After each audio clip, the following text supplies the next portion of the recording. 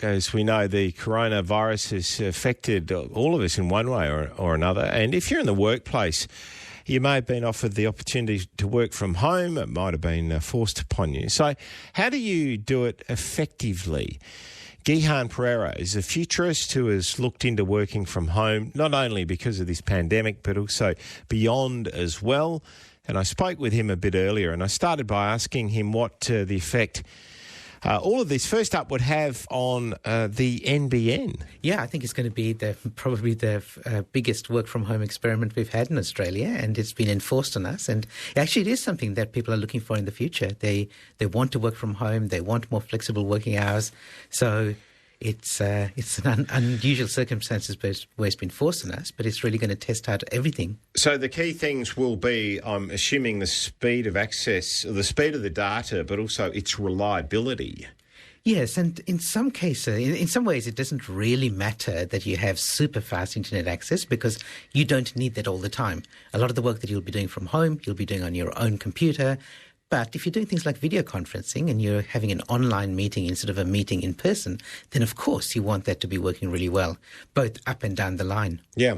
Okay, so in terms of working from home, what do you fundamentally need to be able to do that? Yeah, so there's three things that you need. First of all, you need the infrastructure. That's the IT infrastructure, which your employer should be setting up for you.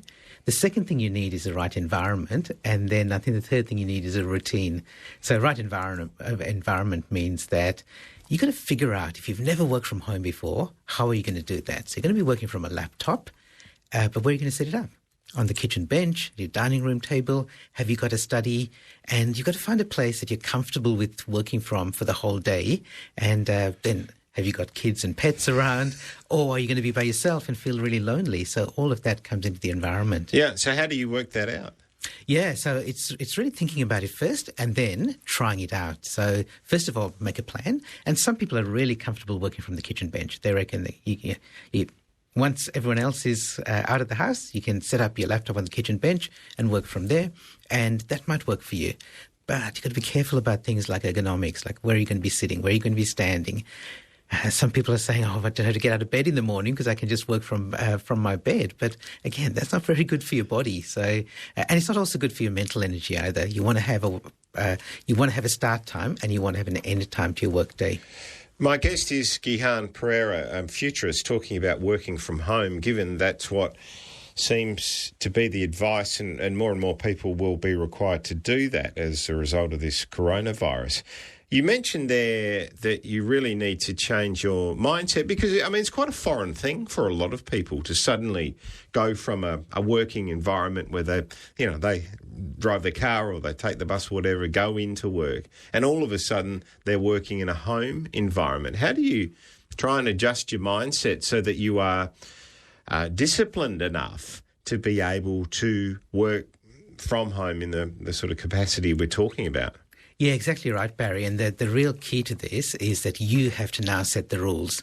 Whereas when you work in an office, as you say, some of the rules are set for you. You know what time you have to get on the bus or the train or the car to get to work. You have that commute time, which isn't very enjoyable, but it's a time between when you leave home and when you start work. So you've got a little bit of mental time there. Then you get to work and the rules are set. You know where to sit. You know when people generally have your morning tea break. You go to lunch with them or you don't. You sit at your desk. But you've got all these rules already set in place just by the fact that you're working with other people. And now you've got to set the rules yourself. And it's partly discipline and it's partly just choosing what's going to work best for you. How will it change management in the immediate future? Because all of a sudden we're going to have managers who are going to be managing organisations where there's no one in the building, and they're perhaps not in the building. Yeah, exactly. And the biggest change for them is also mindset change, because managers typically they see who's working. They walk around. As much as we don't like to admit it, we do notice the people who come in late or leave early or who are hanging around and goofing off. And I say look like they're goofing off. But when you've got people working from home, you have to trust that they're doing the work that's required. And so now you've got to start measuring them on their productivity and their output, not on whether they're sitting at their desk. The other thing that managers need to be really conscious of is that people working from home, for some of them, if it's their first time, then it's a difficult environment for them. So don't expect them to be 100% productive from day one. Make sure that you check in with them regularly as much as possible. Have video meetings. So when you have your meetings, get everyone to turn their webcam on so they see each other. So you actually trying to create that social feeling as well as just getting the work done. You mentioned there previously if you've got children or pets that, that's another dimension. And particularly if we move into a situation where schools are closed down and children are doing perhaps their own work from home. That is easier said than done, isn't it? How do you begin to educate them, your children, about what to do?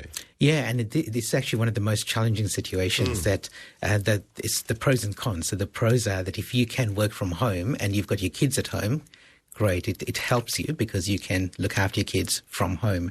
But the downside is you're just not going to be as productive. And again, as a family, set up rules around mum and dad are working and during these times, then you've got to work quietly. And this is one of those times where you may want to give them a bit more screen time. Yeah. And that's actually a good thing. It doesn't mean forever, but it may not be a bad thing now because it's and you're not going to be doing it forever either. We're not going to be locked down for years and months. And people who work from home regularly, they love it because they've figured out how to make all these things work. For many of us, you'll be doing it for the first time. What do you see the effect once this is over and we go back to a more normal work routine? What do you see the effect on workers being? I imagine they'll be now, when they return, much better equipped to work from home, and there might even be more of it happening naturally because people are less scared of the idea. Yeah, I've actually had a couple of clients already say to me that they've started this work from home experiment, sending all their people home just as a safety precaution, and they're never going to have people coming back into the office ever again, except maybe a couple of people who need to be there. But they've already made the decision that working from home is going to be such a great opportunity for people that it's going to happen. It's going to continue.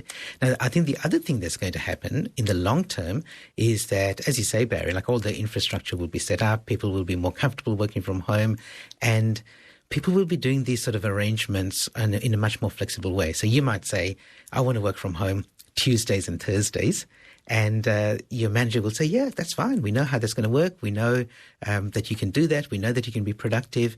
It raises, the other issue it raises, though, is that if some people are in the office and some people are at home, some of those people at home are a little bit out of sight, out of mind. And managers have to be out of sight, top of mind for the people who are working from home. Yeah, it raises all sorts of questions and certainly changes in dynamic in many ways. Gihan, thank you for coming in. Thanks very much, Barry.